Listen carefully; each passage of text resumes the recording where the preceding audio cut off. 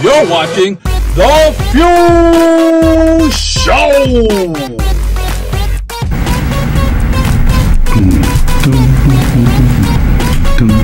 Oh, that music is good. Oh, man. Goes in my head. All right, welcome, ladies and gentlemen, children of all ages, and wrestling fanatics to the F.E.W. Show! So we are in season 4, episode 35. Wow. And this episode is called AEW Rewind. So today's date, June 8th, 2019, and we are live. You're live? Live, I'm alive. Oh, we are live. Okay. So this is produced by 247miami.tv, and we are on the set of 247 Miami Studios. We are back. And we have the audience. Wow. We were able to fill the 10s and 10s. Amazing. I don't know how they fit up there. There's a fan right there. Bogy sign. Oh, good guy. All right. So I am... Oh, JTT. What does that stand for again? JFEW through tables. Through tables. Yeah, maybe there might be a special surprise at the end. All right. Looking forward to that. So I am your host, Captain Bogy, and the director and co-host of the F.E.W. Show is 24/7 Lou. What up, Lou? I'm co-director. There's the real directors. Oh, okay.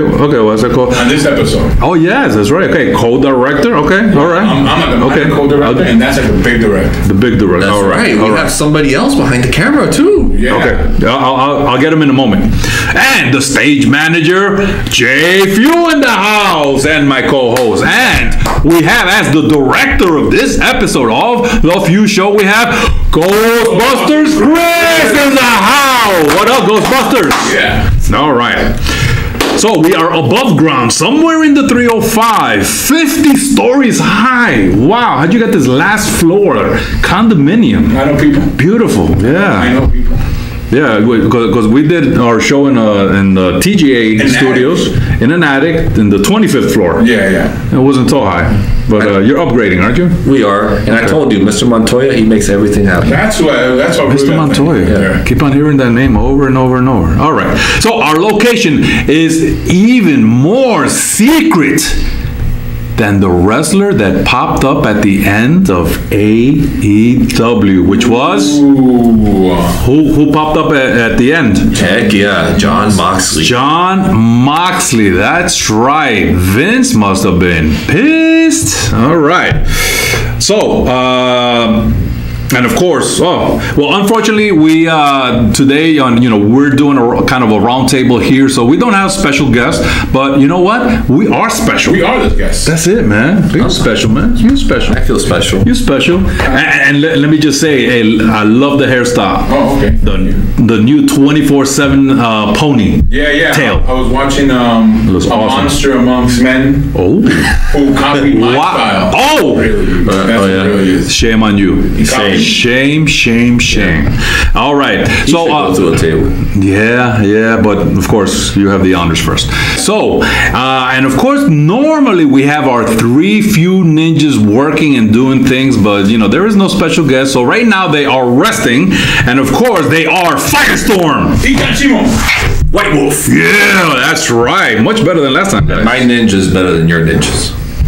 Your ninjas. You have your own ninjas? That's my ninja, White Wolf. Oh. Yeah. Well, my ninja's the first one. Shimo got a few words from both of you guys. Oh yeah. But mine is the first one, Firestorm. So number 1. First one to go down. Yeah, exactly. Oh boy, to find everything you need about the F.E.W. Show, just go on Facebook and type the F.E.W. Show and go ahead and go on there and click like, comment, check the videos, check the pictures. We're going back 34 episodes full of stuff, guys. Go check it out. And also our YouTube channel. Yes, just go ahead on YouTube, type in the F.E.W. Show. You're going to go ahead and see, give us a little bit of what's going on with the YouTube channel right now. So we're kind of revamping a little bit of what we've done in the past, and now we've centralized it on YouTube, so it'll be a little easier for you fans to find the F.E.W. Show. So just type in the Few Show and come on out and support us. We already have 7 episodes on there. Yeah. From our previous shows, and actually 8 episodes. We had the last episode. Oh yes. And 34. 34 with Johnny Walker. With Johnny Walker, who I think we he hurt my feelings, but snapper head. But we have also the first 7 episodes from the first season of the Few Show. So definitely check it out. We're constantly updating the page, so you're going to see some great stuff from the past. Yeah, and great job working on that. And listen, great memories, man. Yeah. Great memories. Great memories. We started off maybe a little rough here and there, but we learned from each one. Mm-hmm. And definitely each season, you can see that we definitely evolved. Yeah. All right, so we are the Few, huh? Some of us. Evolve. Yeah, some of us don't mature. So, we are the Few, a passionate group of wrestling fanatics. We started in April of 2014. Our first goal of this show is to highlight what is going on in the Miami area wrestling scene and beyond. Our second goal is to give that opportunity, that platform for wrestlers out there to come on the show, promoters, referees, Bruce, to come on here and, share with us. We get to know them a little more. Like the last one, Johnny Walker. He was really cool. Yeah. Wow, non-stop, man. Yeah, for some. Oh, okay. He was really cool here for us too. Awesome. Oh, definitely. We had a great time with him. And he had a great time with you. I got you, Johnny Walker. I got you. All right, so the Few's resume of wrestling promotions include Pro, X-Wrestling, CCW, Ronin, D1PW, ICW, WXW, Brainbusters, F.E.W, PWGP, PPW, FTPW, WBW, SPW, ARW, RPW. Bottom line is, we're here to have some fun. Yeah. Disclaimer. Done. All right. And the last 2 promotions, ARW and RPW, which is Atomic Revolution Wrestling, and Riot Pro Wrestling, that is wrestling promotions that our boy Big Al and Steffi from our Central Florida chapter, they're the ones that go on there and represent the Few. So great job, guys. Okay, so again, on our previous episode, which was May 11th, we had episode 34 called Magnificent JW with Johnny Walker on here, the Magnificent one. I even suggested he start his own talk show because the guy can talk. He can. Johnny Walker even gave JFEW wrestling nickname. Snapper. Hey. All right. So let's do a little. Let's find out what is going on 24/7 Lou with the 24/7 challenge. We want a little update. I know. Everyone's still a little bit. Keep on asking. We're ready. So not yet. We're ready. Well, you ready? I'm ready. I think we should. We might film something later on. I think we should start at the buffet today. I think so too.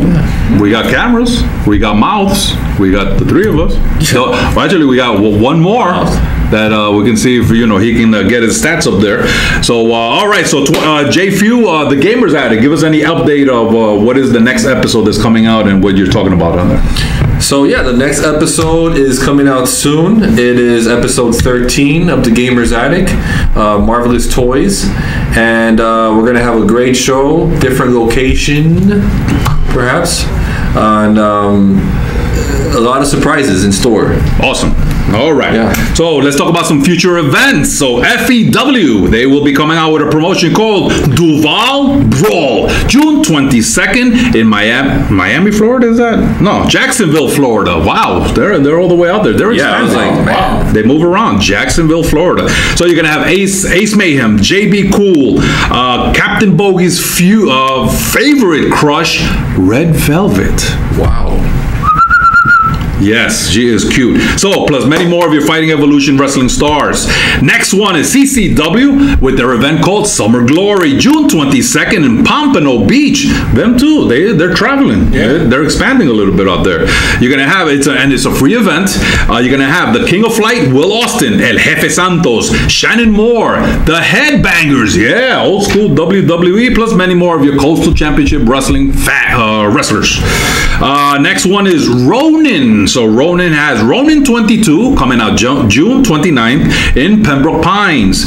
You're gonna have Mike Monroe, TC Reed, Rocky Radley, Ray Fury, Alex Cruz, Joey Ryan, Papadon, Beastly, La Diamante, aka Angel Rose, Alex Chamberlain, and former WWF superstar Gangrel will be on there, plus many more of your Ronin superstars.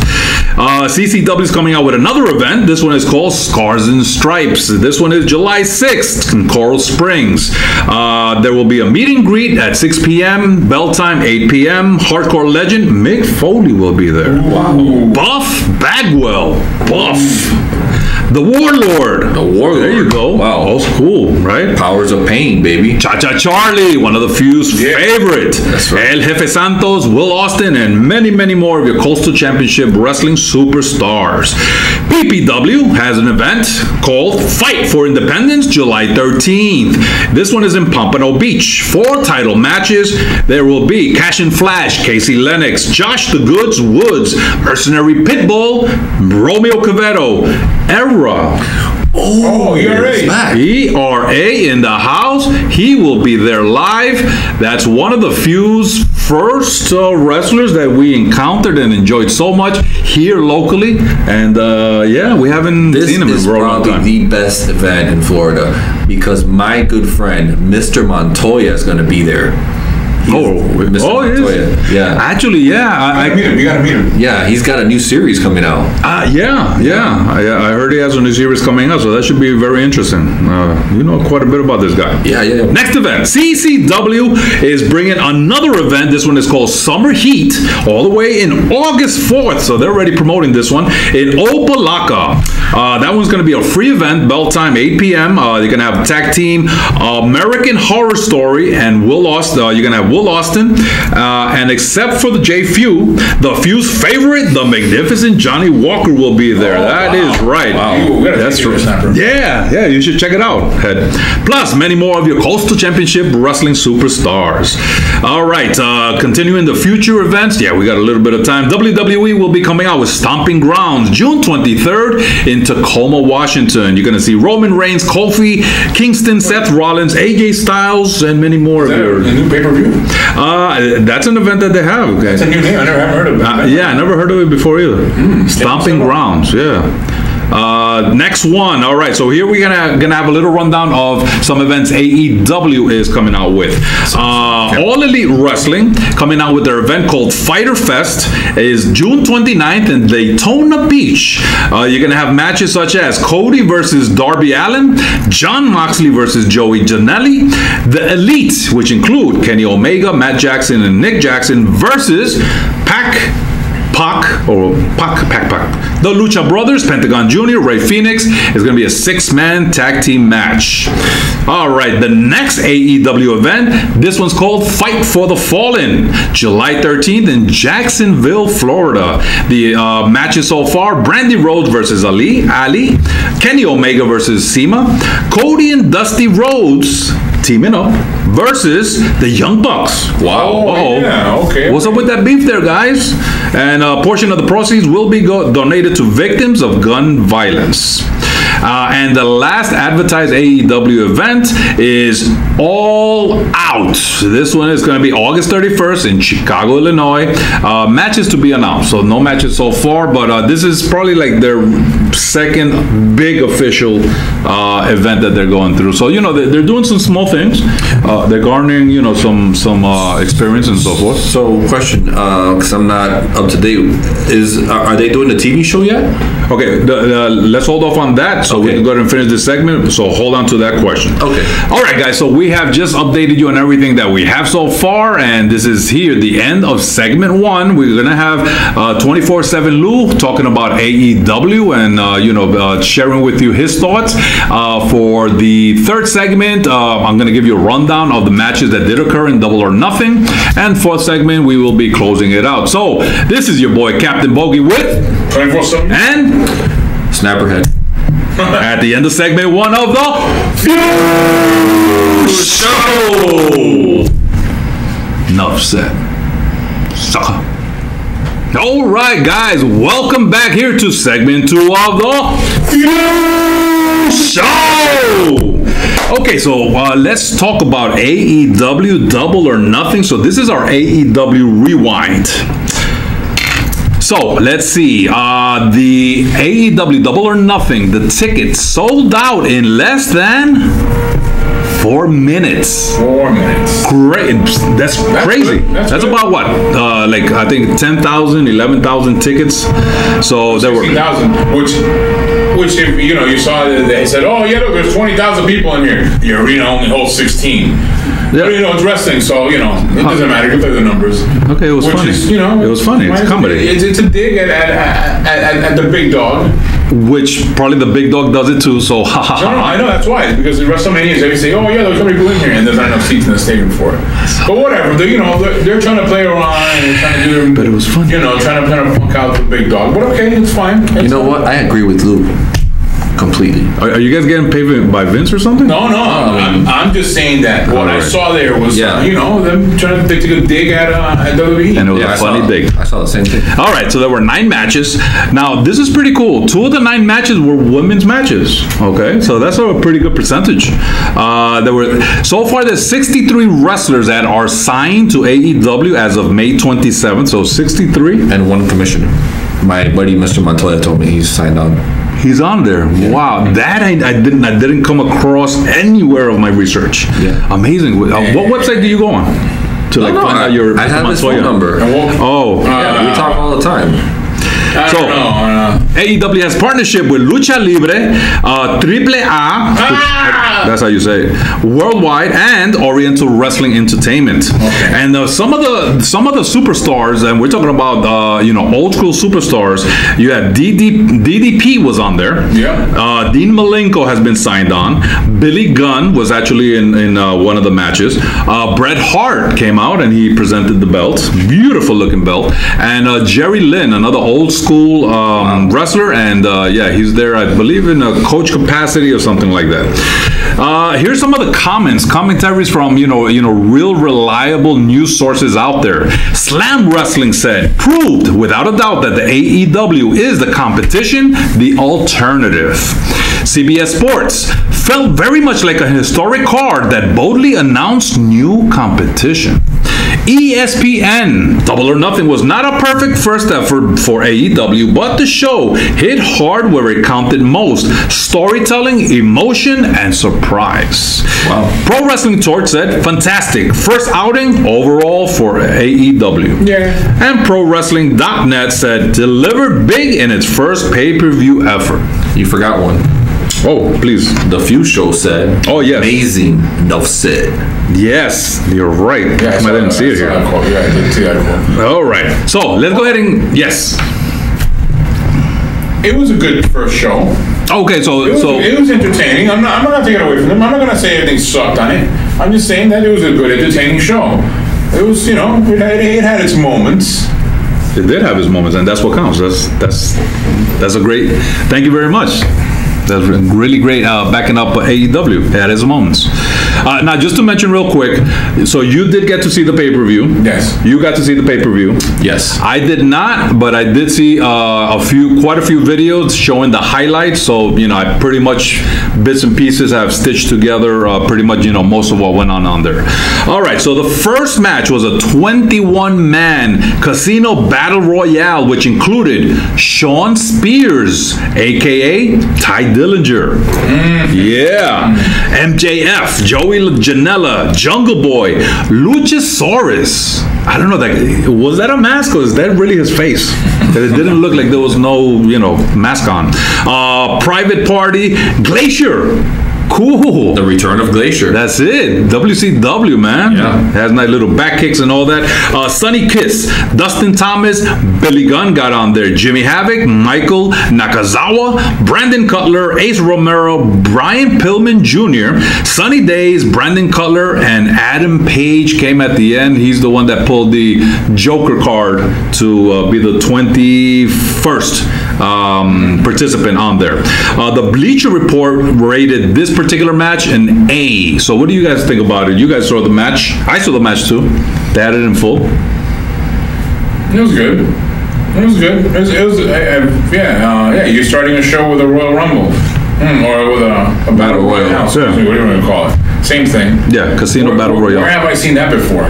WWE. Oh, yes. There you go. Thank you. Oh, okay. See that humor? That's the same humor that they had when they said 20,000. So, good job. Good humor. I mean, to me, it had like... How'd you like it? I loved it. I thought it had like an indie kind of feel.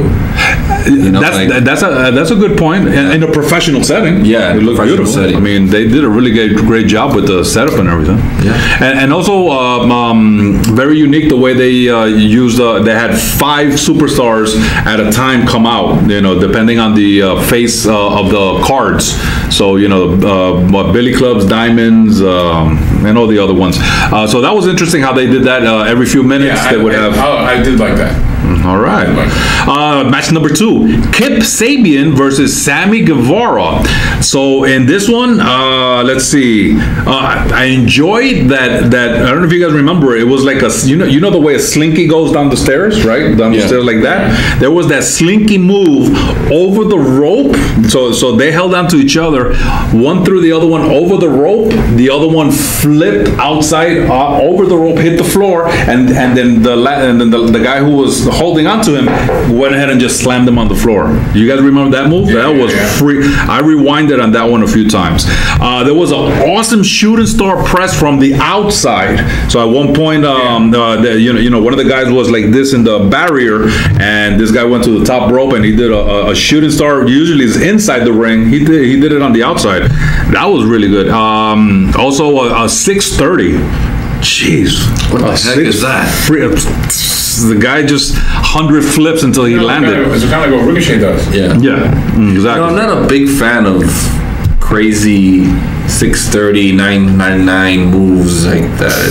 I don't know. Luckily, there's no 999 move. Yeah. Well, it's about to get there. You don't like those acrobatic moves in wrestling? Not really. What do you want to see? That's part of it, yeah. I want to see old storylines like with the big stars and like comic book hero type of moves and comic book hero type of characters. Okay. I don't need to see a 960 splash off whatever. But once in a while, it's nice to mix it in there. It's not like if they're back to back to back to back to back to back to back. I mean, have you watched now like the old matches in the 80s and even further back in the 70s? Whoa, those matches were long and they were boring. It was just sure. I understand the art of storytelling and dragging out. Boring? But back in the day, they were not boring. They were a bit boring until, of course, when everything ends. Nowadays, how I see it in wrestling, there's a lot of acrobatic spots and a lot of moves and stuff going on, and you still don't get the end. And they build up the story to the 1, 2, 3. You get the 1 and 1, 2. Okay, fine. Back in the day, those matches where they're oh my God, one punch was like the most strongest punch in the world. Bam! Nowadays, bam, bam, bam, 2, 3, 4, 5 punches, and it's nothing.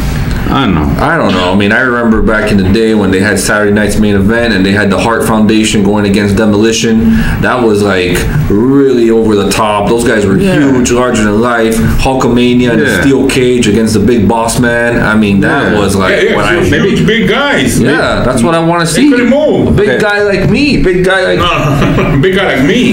They were out there in that ring. Listen, it's a little unfair because you're tainted with Attitude Era of matches and so forth, but the old school 80 matches for its time, when we saw it, first time it was freaking amazing. So you can't say that it was boring. No, I'm saying at this point in your life, watching it now, going back, it was boring. But it's unfair. Back then, yes, as a young child, yes, it was fun, enjoying watching. Amazing. But now watching, you were once a child? Yes. So watching the matches now, they to me look boring because now the world of acrobatic wrestling has been opened to my eyes. you know, and I enjoy that part. So yeah, you want to see ropes coming down. But that's my point I'm trying to make on that. All right. So the Bleacher Report rated that one, and actually let me get a rating from you guys from that particular match. You guys can look at the picture to remind you of the two wrestlers. What would you guys give it a rating of? You know, using letters. Like I said, I'm not a big fan of it. But I give it a C. Wow. Okay. I'll give it an A. Yeah, I think I would give it an A. The two guys, young guys, you know that this was their opportunity, so they probably, you know, killed it, you know, to the best of their ability because it was a great exposure, worldwide exposure. So they pulled out quite a few moves out there. Bleacher Report rating gave it a B+. All right, let's go to match number 3. This one is from SoCal Uncensored versus the Strong Hearts. So you had SoCal Uncensored, you had Christopher Daniels, Frankie Kazarian, and Scorpio Sky versus the Strong Hearts made up of Seema, T-Hawk, and Linda Man. When I heard that name is like, wow, that's weird. Hi, Linda. Now, there were a lot of great action non-stop. I mean, you got 6 guys there. They're all talented, so it was, you know, moving at a high pace. Big spots involving up to 4 men. So, you know, these guys, you know, definitely did, you know, their best to entertain us. And they're as far as I know from SoCal Uncensored, you know, they're all professional. They've been around for a long time. The other guys, I guess they're very big, maybe in Japan. I really never heard about them. How'd you guys like that match? What would you rate it? To be honest, I don't.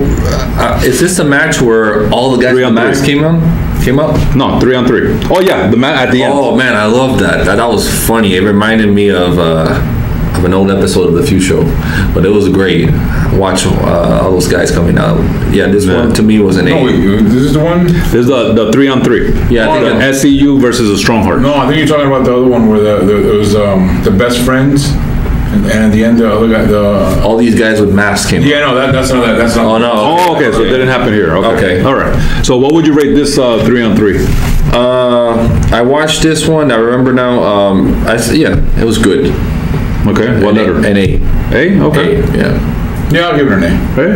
I'll give it an A again. All right. Again, I'm not always thinking bad about this stuff. Just that we've seen new faces and we're seeing different people getting opportunities. That's good.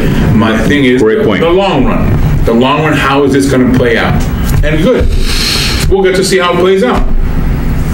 We will together. Hold my hand. Together we'll see. No? Okay. All right, so I would give this one, you know what, because I don't want to be giving a super rating to every single match. This one did have a lot of superstars in it. I don't know. But I'm going to give this one a B+. Yeah. You know, again, you know, a lot of great moves. I mean, these guys are all professionals, but and they were entertaining. Bleacher Report rating, they gave it an A. All right, so match number 4. We had here the 3 ladies. So this is one of the first women's matches.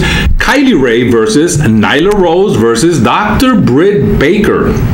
And at the beginning, there was an announcement and an added contestant. Out of nowhere came Awesome Kong. Yeah, wow. Yeah, wow. It was a long time the last time I saw her. Yeah. But she was, you know, built just like back then with the same getup and everything. This one, consistent wrestling. The ladies, you know, were doing their best. So what would you guys rate this particular one? I would say I would have stayed with the B. Okay. It wasn't the greatest Divas match I've seen, but it was pretty good to have the addition of Awesome Kong. Yeah. Yeah, that was a good surprise. Yeah. That was a good surprise. What would you give it? I'll give it a B. Because I like watching the ladies. Yeah. And wrestling. Okay. Yeah. And wrestling. Second. Yeah. Not 4 men like you were saying earlier. All right, so I would give it a rating of B. You know, it was pretty good. Bleacher Report rating gave it a B also. All right, and actually something that you kind of mentioned. Let's see, yeah, we're good on time. This was also a great platform for because a lot of those wrestlers we didn't know. Yeah, that's the thing that because you know, I mean, watching WWE, you know, if I watch NXT, I love NXT. So when I see people come up now on the main roster, I've already seen them on NXT. I'm like, awesome, they're there. Mm-hmm. But then, of course, when they're on the main roster, that's another story. But Yeah, it was good to see new faces I had never seen before. And again, that's one thing I'll give it to them. They're bringing those independent people that people we don't watch, people from Ring of Honor. So but it's still not the same thing. So there's a plus. It's still not the same thing. Oh my God. All right. Match number 5. Let's see. Okay. So last one here, and then we're going to take a quick little break. So match number 5. This one is with best friends, Chucky T and Trent Barreta versus Jellicle and Jack Evans. This one was fast-paced, great teamwork. I really enjoyed the chemistry that these two tag teams had with each other. So aside from each tag team being, being great, but the chemistry between the two warring factors there did a great job. So great teamwork and so forth. So what would you guys rate that one? I'd give it a B. A B? Okay. Yeah. I give it a B. Yeah. I like seeing the action. I like what happened. I like what happened amongst them and the crazy spots that they had. Like, oh my God, they were going out of the ring and flying around. It was good. It was good. I'll give you that. But what we liked was they gotta be a but. The ending. The ending. Talk to me. Yes, the ending. That surprise there. You're like, what's happening? Yeah. Who are these guys? All these henchmen. Oh my God. So and also you know what? Creepy. They were creepy. Remind you of something? No, not really. Oh, creepy. Yeah. You. So I like it for the aspect of that. This is showing us something different of a real WWE. Not real. That's it. Of a real tag team division. Oh my God, a tag team division. Yeah. That's what we wanted to see. So this is a good start. I want to see more. Okay, nice. So then I can hate it. Wow. This one I would give a B+. They definitely did a great job. It was fresh, to see, new faces and, executing the things they did. And again, they did a really good job mingling with each other. All right, guys. So this is the end of this segment number 2 here. We will be coming back to break down the last 4 matches of this AEW Double or Nothing. So again, I'm with my boy. And my other boy. JFEW, aka Player 1. And you're watching The Few Show!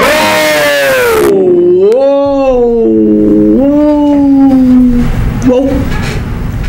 All right, this is your boy, Captain Bogy with 24/7 and Player 1, aka JFEW. And welcome back here to segment 3 of The Few Show! So we are recapping what happened in AEW. This is our AEW Rewind. We are now on match number 6.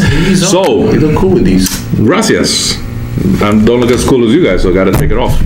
All right, so match number 6. Now this one, okay, so here's the wrestlers. It was a 3-on-3 ladies match.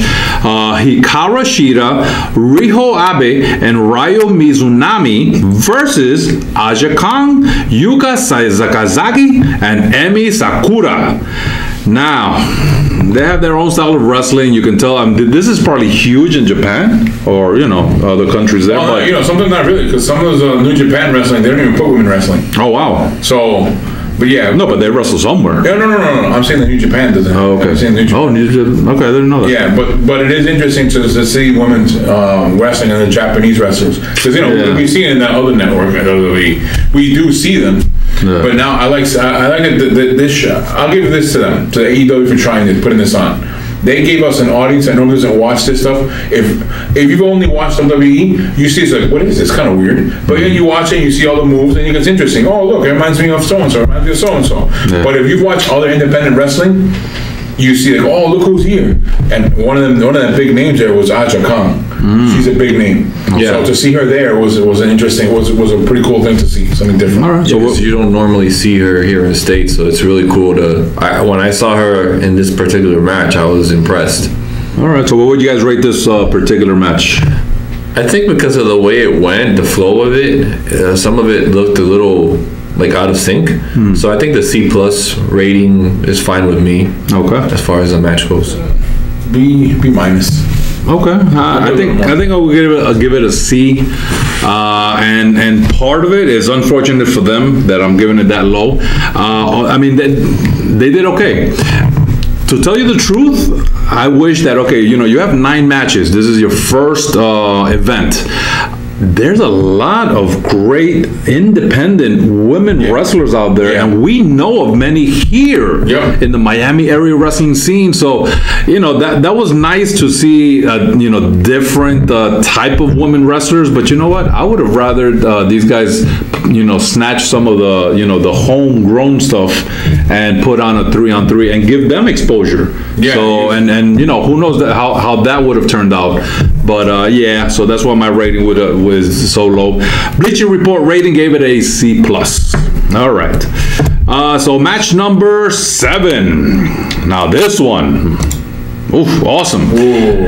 Cody Rhodes versus Dustin Rhodes, brother versus brother. One of the highlights, Triple H sledgehammer to the throne. That was awesome. Big statement. Yeah. Very cool. There was a Dusty chant. That's it, you know. The father, you know, has done a lot for the business, so it was awesome. And you can tell, I think at one point I saw Cody, you know, he kind of went like this, you know, as the chants were just...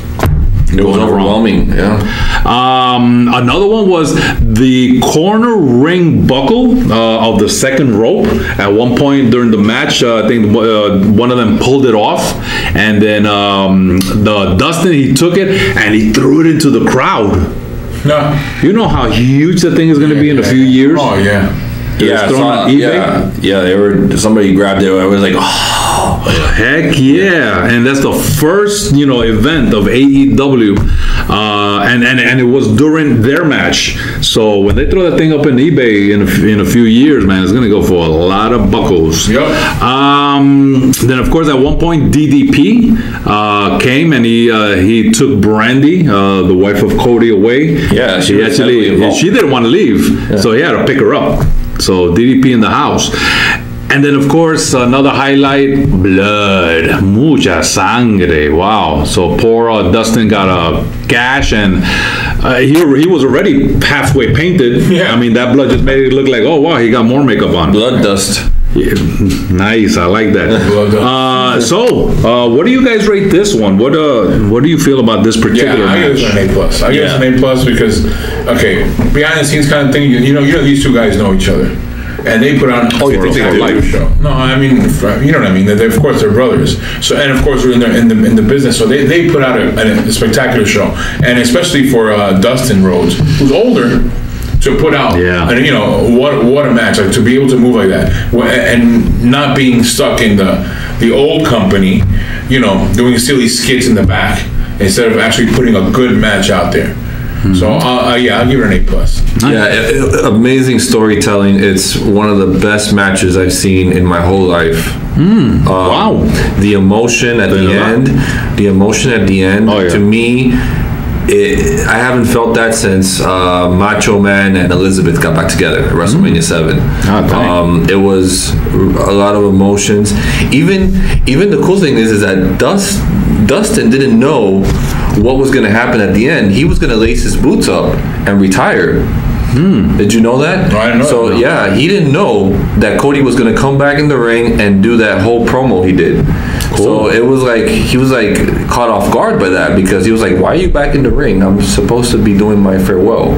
He was gonna, you know, unlace his boots in the middle of the ring, and all of a sudden, you know, he comes in and he does that promo, and man, I don't know if you watched the old promo with Dustin and their dad, Dusty Rhodes. Which it was similar, like same thing. Somebody did a mashup video of that. Yeah, they kind of had similar words as it was going through. And just watching that, man, it brought tears to my eyes. It was just so passionate. It was emotional. Yeah, they pretty much for me captured everything I've been wanting to see in wrestling.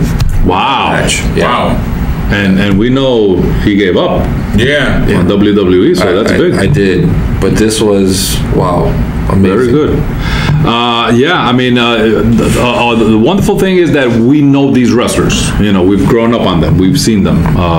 You know, from Dustin, and then Cody with his what was his gimmick that he ended up with? Stardust. Yeah, Stardust. And you can tell that he could have done so much more. But whatever the powers to be, they see things differently in there.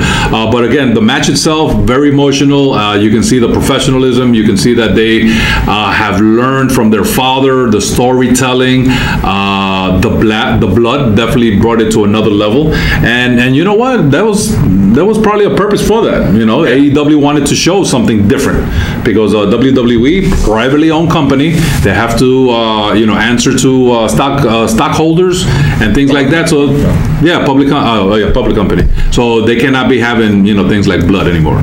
But these guys really put it all out there, and I agree that speech that he gave at the end, and when he said the word brother, you could hear in his voice just breaking in emotion as he said, I need my brother, and you can see you can feel the intensity. So I would give this one an A+, man. Great freaking job, guys. Bleacher Report rating gave it an A+. All right.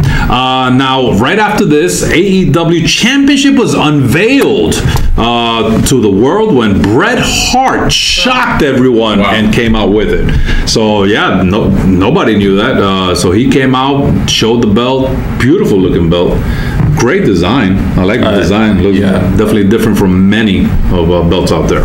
I thought that was great because to have Bret come out with the title belt and just showcase it at a different show, it just shows his love for the professional wrestling world. It's not only limited to WWE. Now, pobrecito, you can tell as he was walking to the ring and getting in, getting out, you can tell the years of things that he's put his body through. But it was a great appearance. Nostalgia.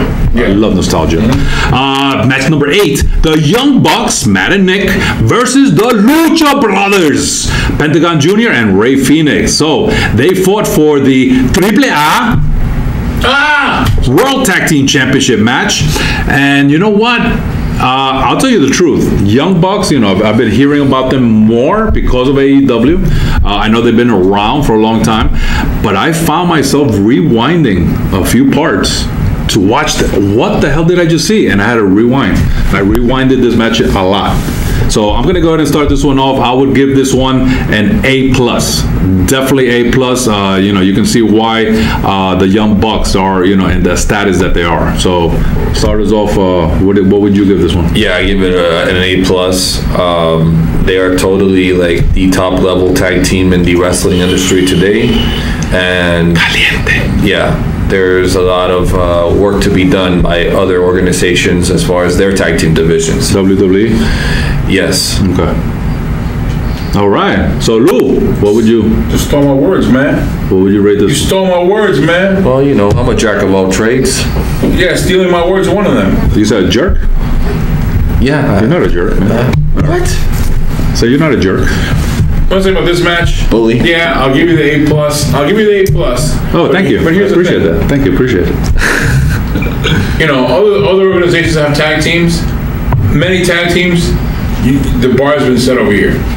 So well put. I like that. So I want to see more of this stuff. I want to see more tag team stuff. I want to see more tag team action. If these guys are the top, I want to see whatever anyone else will respond to. Nice. Now, Bleacher Report rating gave it an A+. So good job.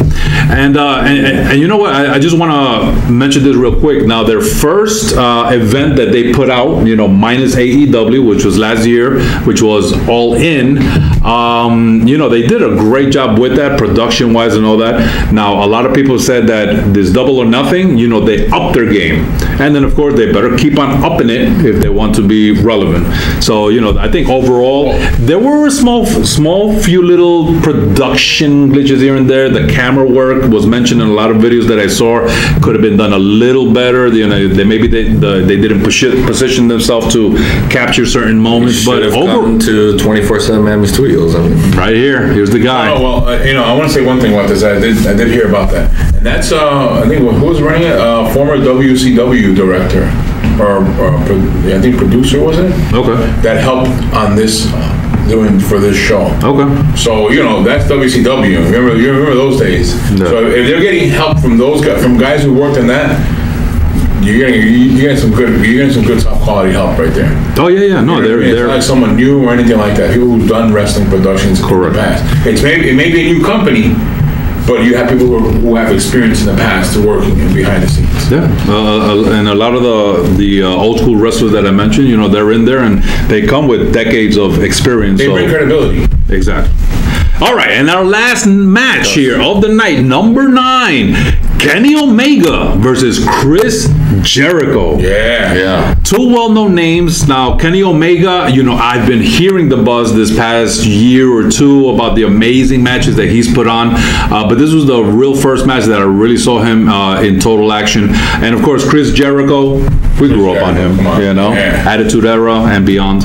Overall, this was a kick-ass match. A moment or two, you can see that there was some fatigue toward the end. You can see that, they were putting out a lot of effort in this, but, they slowed down. I think there was one little move that they kind of tripped over each other. And then, of course, okay, we'll leave the ending of what happened here after the match was over, but what would you rate the match overall, the match itself? Yeah, I'll give it an A+. I'll give this one an A+. Again, anyone outside who has not heard about their matches in the past, you don't know what you're missing. Well, now you know what you've been missing, but when you saw this match. So yeah, putting them at the end as the main card, that was a good idea. Oh, for sure. What do you think? I'm gonna go with an A+. I saw their first encounter. It was amazing, fantastic, and this one was also just as great. I really enjoyed it. Okay. And definitely you could see the moves. They were professional, crisp. They just did it effortlessly, and a lot of this is like a dance, and they just gelled very well, and they gave us the best of the best. I was worried about one thing before we talk about the ending of it, that they were going to go with old school wrestlers having matches. And it's like, oh no, you have a big event, and yeah, it's tough to put a new person in, but you have old wrestlers fighting each other. In this case, just because of Kenny Omega, you have to be watching other types of wrestling to see him. You won't see him on the big network. WWE. Yeah, you don't see him there, so you don't know who he is, but you've heard about him. But here you got to see what he can do. And yeah, he's an older guy, but he has experience, in these matches with actually Jericho too as well. So yeah, that's what made it exciting. But I was worried that it was gonna be, oh no, here we go, two old guys fighting at the end. Boring. But no, it wasn't. All right. So now let's talk about real quick. So what happened after the match was over and Chris Jericho got on the mic saying, okay, now you guys can all thank me. Who came out? Wait, what was your rating on the match? Oh, my rating? Yeah. Oh, I would give it an A. I would give it an A, yeah. Yeah, the little fatigue and this and that, it's supposed to be perfect matches. But, overall, great match, great story building, building towards it and all that good stuff. So, what happened at the end? Who came out of the blue, out of nowhere? Jon Moxley. Who? That's right. So that was a big shocker, and I believe that really hardly anybody knew about it. Probably only the big ones within the company. But he came out, he laid both of them out, and he made a big statement that, hey, I'm here in AEW, and that probably pissed off Vince McMahon because they supposedly made a big goodbye, a big farewell for Dean Ambrose. Supposedly he was kind of retiring, I guess. He was done. He's not done, and he's coming back here with even more fire. Do you know how much he got paid for his last match with WWE? How much? Because he wasn't under contract. You're talking about the special shield that was done on Sunday? I heard about that. How much? He got paid $500. Yeah, I heard about that. What? Yeah, $500. Yeah. Vince? Okay. And by the way, he contractually, he completed all his obligations towards WWE. Good. And so he did everything he could. With good rapport. Yeah. But of course, Vince is probably fuming and upset at him because he just popped out of nowhere. Yeah. And if you read some of the stuff that they wanted him to do, a lot of the stuff that he didn't like, mainly there was an issue also that he didn't like, which was the whole cancer storyline with Roman Reigns. And a couple of lines that he had to say that he was not very happy with. Yeah, you talking about his interview you had on Jericho Podcast. Yeah. Now, if you hold that thought right there, let's end this one. We got some time in the next segment. No, I'm just kidding. What? Why do we? All right, guys. So we just went ahead and wrapped up here the AEW Rewind for you, letting you know everything that happened there, our opinions, which are very important out there in the wrestling masses of information. Right? We're very important. With a few. That's it. Okay, guys. So this is the end of this segment number 3 of the Few Show.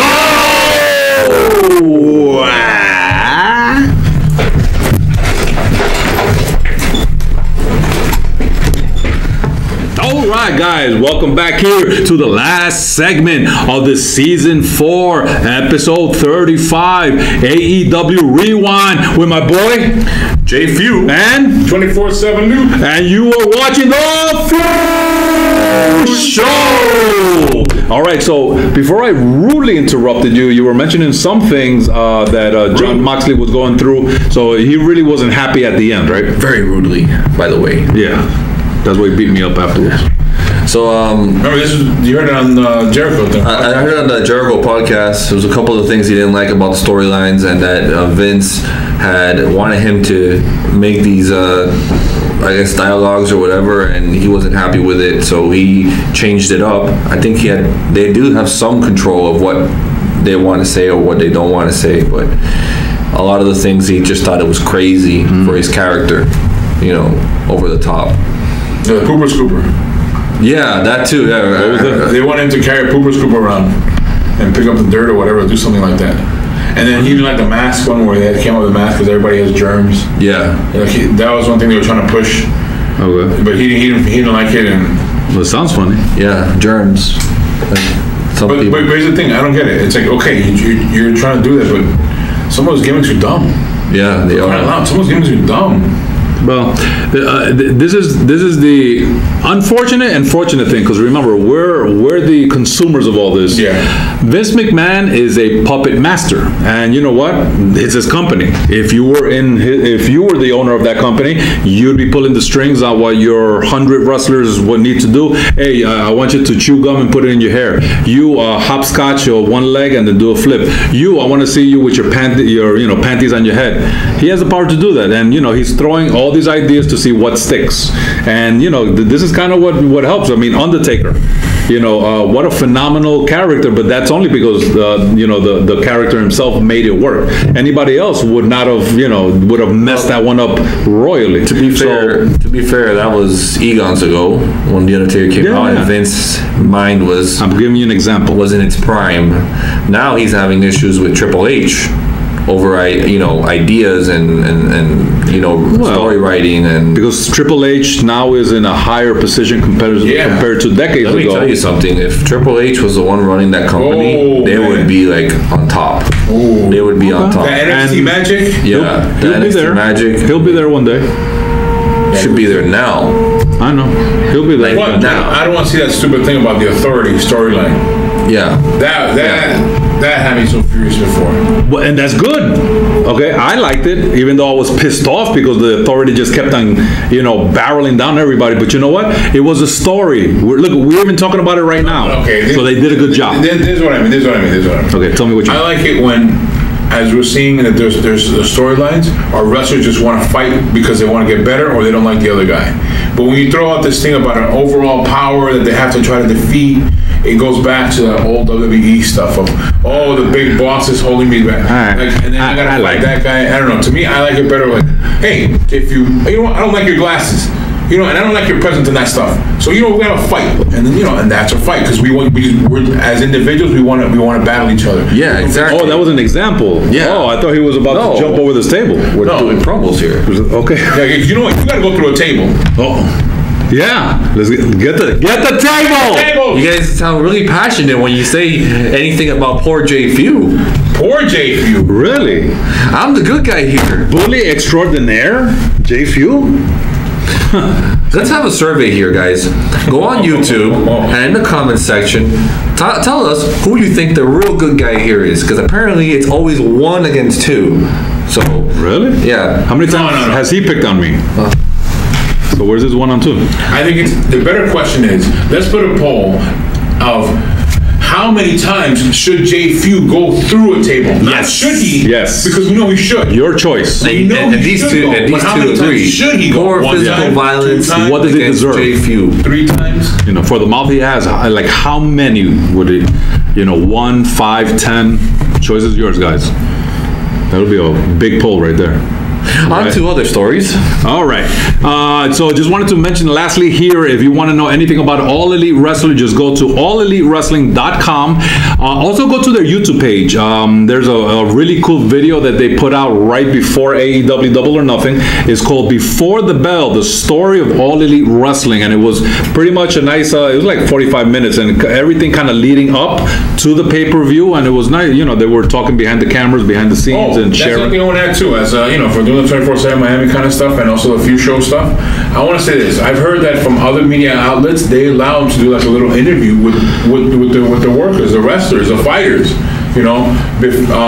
before the matches, and that's a different thing that we don't see other companies do. They never, they just go back there, they work and they leave. No, they only had this thing where they had a press. Oh, yeah. Where That was cool. You could do interviews with them, so different companies were over there and interviewing guys and talking to guys. That was pretty cool. That's a different wrinkle to the whole wrestling aspect. That was another good point. They interviewed Cody Rhodes. Now, Cody Rhodes, he was still, you should see the blood Yeah, it was all over It was him. a post game.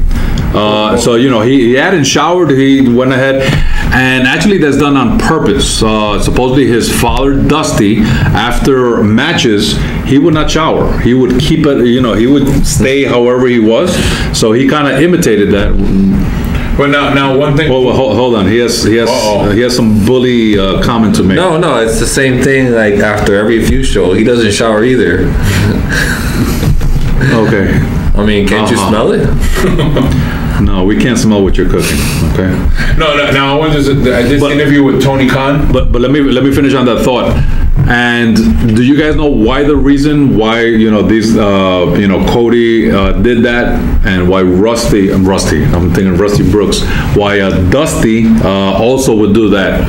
In his wrestling days. You guys know why? I have no idea why. Because they say that when they couldn't enjoy the moment, it was having a great wrestling match, and then all of a sudden they would a wrestler goes to the back, showers, and that's it. Dusty wanted to enjoy that. He wanted to keep whatever the blood was on him, not shower, and for him that was enjoying the moment. Because after you shower, it's like you're clean now, you're cleansed. It's like whatever happened is down the drain. So I guess that was his psychology, and that's the reason why Cody, when he came out, you saw him still, and supposedly he probably didn't take a shower for a few hours because he wanted to soak in, at least in his heart, the success that he just went through putting together such an amazing event and enjoying it. That's proof that Sapphire really loved him. Sapphire. Who's that? Huh? His manager back in the day. Oh, Rusty? Dusty. You're like fixated on Rusty. Rusty Brooks. Yeah. Okay, so Dusty, that was his manager, you said? His manager back in the WWF days, around WrestleMania 6, he had a fan that would always have signs up in ringside, and she ended up being his manager. Oh, nice. After a while. That was during his feud with Macho King. Ooh, yeah. The Macho King. We need to get Ruffy on here. So to add about that, Tony Khan had an interview with another media outlet, and he mentioned how they're used to doing that stuff. Remember, they own the Jacksonville Jaguars. They own there's Manchester. Yeah, some soccer team out there. They own in Europe. How many teams? 2 teams. Oh, my friend Mr. Montoya owns like 5 or 6. So hold on. So they're used to post game interviews. Wait, hold on. They're used to post game interviews. So that's why they brought that element in. Yeah, I liked it. I loved it. And I like that too because it's not like the show's over and you're left like yeah. I mean, we're used to it because that's what WWE does. Once the pay-per-view's over, it's the only other place where I've seen they do interviews after events is here on the Few. when we go to local events. You're right. That's right. Only on the few. So we had the idea of interviewing people after matches before AEW because they didn't exist. You're welcome. You're welcome. Yeah. You're welcome. That's right. All right, guys. So we've come here to the end of the season 4, episode 35. AEW. Yeah, again, another ending, but another great episode, man. You know, we're conquering, man. 35 episodes under our belt. 35 episodes since JFEW hasn't gone through a table. Yeah, that's too long. Hey, wait a minute. Speaking of, look at that. The 10s and 10s are very sad. Why are they holding up tables themselves? Wow, they're ready for you. The 10s and 10s. Look, even Ghostbusters wants to see him go through a table. I'm not going through a table today. Now, if you want to see me go through a table, you're gonna have to pay a lot more money than what I'm getting paid here. AEW, right. Call me. Anyways, I have something I gotta say. What happened to the challenge? What challenge? Bogy 0. Lou and JFEW 35. Yeah, right. baby. You're right. Yeah. I'll tag team with you this one. Another loss. Where'd that come from? What did I lose? You always lose on it. You always lose. Fast Five. Few Fast Five. And then we didn't even say it. The Few Fast Five Fanatic Face Off. Come on. Okay. Wow. It's not even in the notes here. I'm like disappointed. We got this. So basically, we didn't even have a versus match, and I automatically lost. Yeah, that makes sense to me. Wow. Yeah. I like that. Yeah. That's 2-on-1. That's bullying. Didn't your friend Player One do a segment on that? You should rewind and watch it a few times. I'll have to talk to him. All right.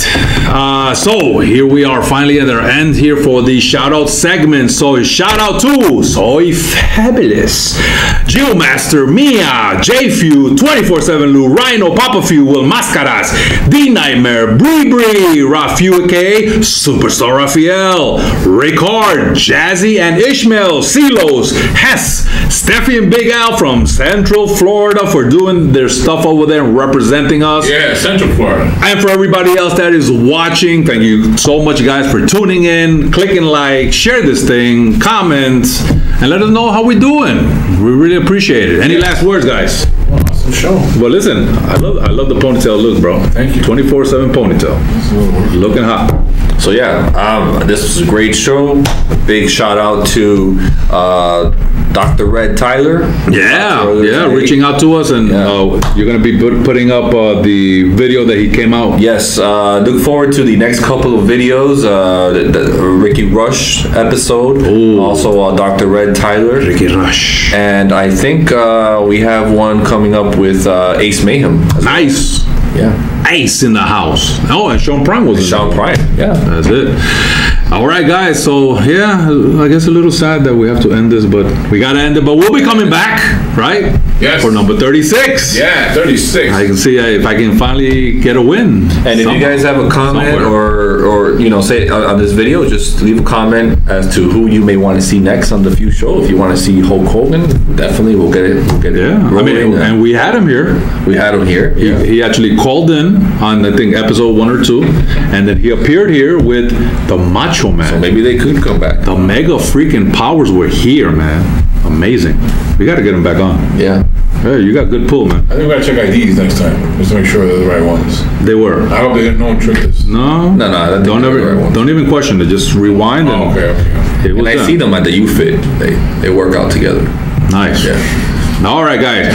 So this is your boy Captain Bogy with JFEW and 24/7 and our boy Ghostbusters behind the camera. Thank you so much for doing your thing, brother. And this is the end of this episode of the Few Show.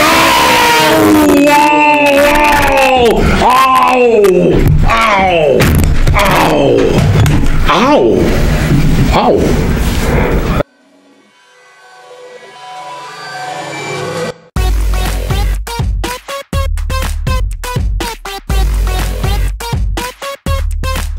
No set.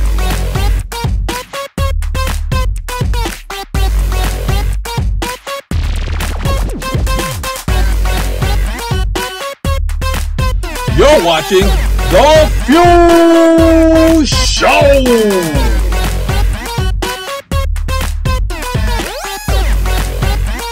You're watching The Few Show.